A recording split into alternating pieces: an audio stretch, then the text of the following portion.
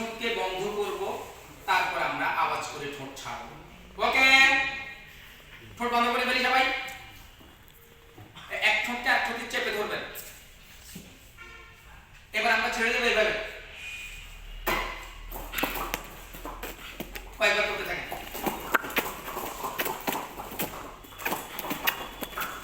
Thank you, thank you. এই দুইটা ঠোঁট, এই দুটি ঠোঁট কিছু কিছু বর্ণমালাতে কিছু কিছু ধ্বনিচ্চারণের সময় এগুলো লাগিয়ে রাখতে হয়, আগে লাগাতে হয়। এবং বাংলায় একটু জটিলতা বেশি,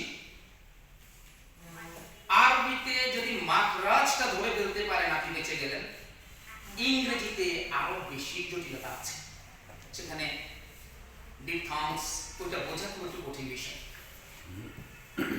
আসুন বাংলাতে আমরা ঠোঁটে উচ্চারণ করলাম, আমরা বললাম কি প আর ভ, ব আর ভ,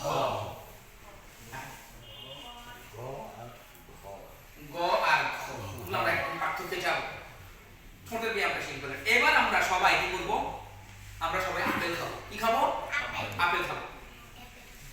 জি, মজা করে করে আমরা আপেল খাবো। ছোটবেলায় আমরা মানুষকে কি করতাম, আমরা ঝগড়াঝাটি লাগলে আমরা হাতে না পারলে আমরা কি মুখ ভেচকি মারতাম, এরকম করে, সেরকম করতাম।